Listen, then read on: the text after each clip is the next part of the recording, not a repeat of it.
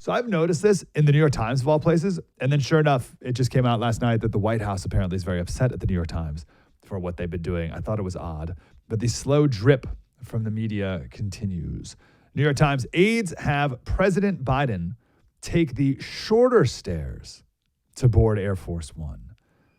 When it comes to news conferences, they yell loudly and quickly to end the questions, sometimes stealing a classic award show tactic and playing loud music to signal the conclusion of the event.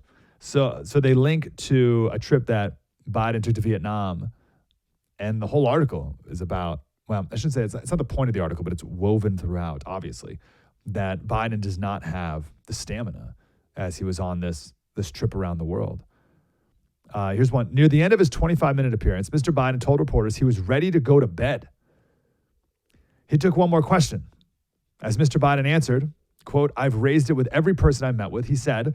The voice of his press secretary came over the loudspeaker, the public relations equivalent of a shepherd's hook, telling the world the event was over. Music began playing, and the president left the stage. It was not yet bedtime. Like, what? The New York Times is writing articles about the president of the United States' bedtime? What in the world? So that was from a while back. Here's the article from this weekend. Over the years, some of Mr. Biden's key aides have gone from letting Joe be Joe to wrapping a presidential cocoon around him that is intended to shield him from verbal slips and physical stumbles. This is the New York Times writing this. Even the way Mr. Biden walks to the presidential aircraft is subject to careful management. The president started taking a short flight of stairs directly into the belly of Air Force One rather than a tall stairway reeled up to a higher point on the plane after he tripped and fell over a sandbag during a commencement ceremony this past summer. And now there's a Secret Service agent positioned at the bottom of the stairs. Like, what? What are you talking? What do you mean? Sure enough, there's video of this.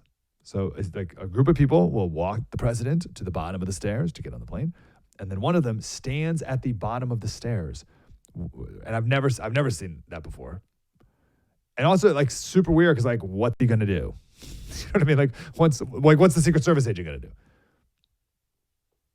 Let's say Biden's walking up and he falls down an entire set of stairs. There's like a guy at the bottom who's going to break his fall. It's over at that point. It's over. Like, forget the slip. If the president, like a slips, there's been a couple slips, right? But if the president tumbles, like, it doesn't matter if there's someone at the bottom of the stairs. No Secret Service agent is going to save his job at that point. But yeah, they have a Secret Service agent now, making sure. Pretty soon they'll be holding his arms, right, as he walks up the stairs. Not exactly the strength we're looking for. Remember we talked to the congressman who was the White House physician for W, Obama, and Trump. And I asked about Biden's current doctor, and he's like, "Oh yeah, no, he's a family friend. He's a family friend. He'll never say the truth about what's going on." He's like one of the Bidens, basically. And sure enough, here's the New York Times. The last physical exam of Biden was conducted nearly a year ago by Kevin C. O'Connor, the president's longtime physician, who declared his patient, then 80, to be healthy and vigorous. Vigorous. Come on. Vigorous. You're going to tell us the president's vigorous. Like, there are other kind words you could throw out there. Vigorous. Let's not be ridiculous here. So here's another New York Times line, and this stuff. This is why the White House is so ticked off at him. The New York Times said Biden's gait is somewhat halting. He shuffles everywhere. His gait is halting. But regardless of his gait, you know what I did? Let me see if it won't pop up. I was on something, I don't even know, and an article popped up because I like Googled the word, this gate, like I Googled the sentence or something. I looked at the word gate somehow because I read that in the New York Times. And, oh, here it is. All right, this is CNN. Gate speed is one of your vital signs, so make sure yours is okay. There's no way the person who wrote the CNN article at CNN Health was not thinking about Biden when they wrote it. There's no way you could write an article about someone's gait and how it's a vital sign and not think about the president of the United States who shuffles everywhere he goes. His gait. Here's the New York Times. What do you say? His gait is somewhat halting. All right, so the slow drip continues, but if he can stand up, he'll be the nominee. If he can stand up, he'll be the nominee. If there's no deny, if it's like literally he cannot stand or he cannot talk, then it's game on.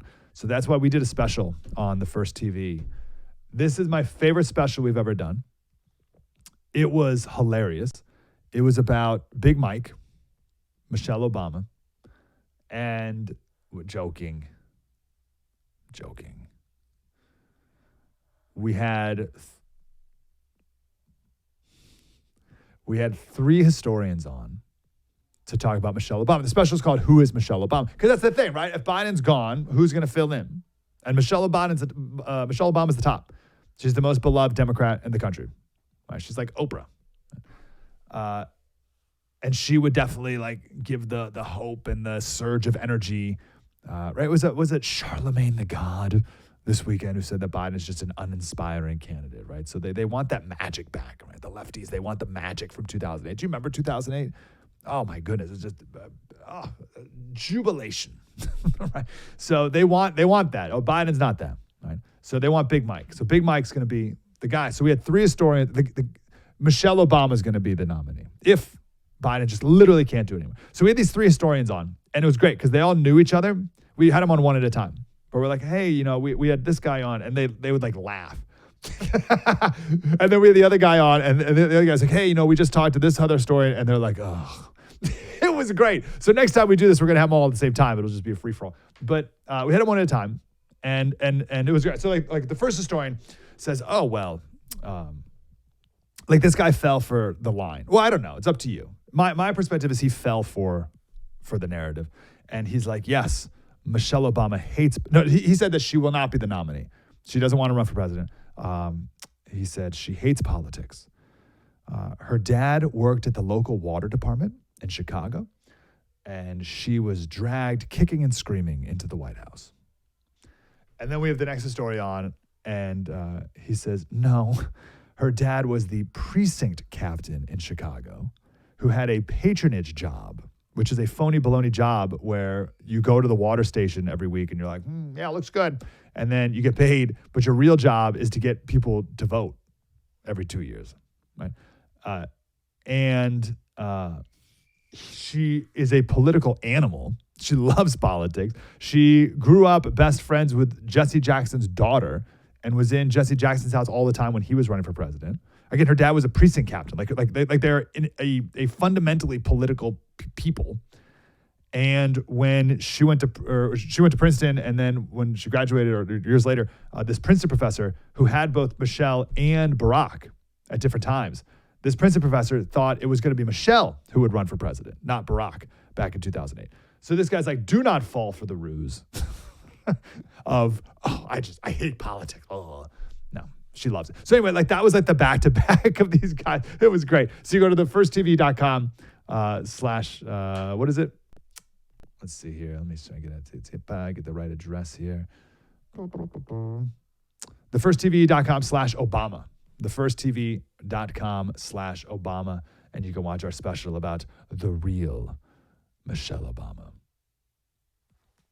And you can decide whether or not she really wants this or not. I think it's clear she would. This New York Times article, by the way, about Joe Biden's gait. It also has a picture of Mitch McConnell. And it talks about Mitch McConnell's medical episode. Medical episode. Like, what are you talking about? I've never, this is when you know the newspaper or the news is lying to you when they use words or phrases that you've never heard in your entire life. I've never heard anyone say, oh, yeah, she had a medical episode. What happened to Grandpa? He had a medical episode. You mean a stroke? Yeah, a stroke. He had a stroke. Just say the thing. No. Medical episode. All right, so do you think Big Mike will run? That's the question. TheFirstTV.com/Obama.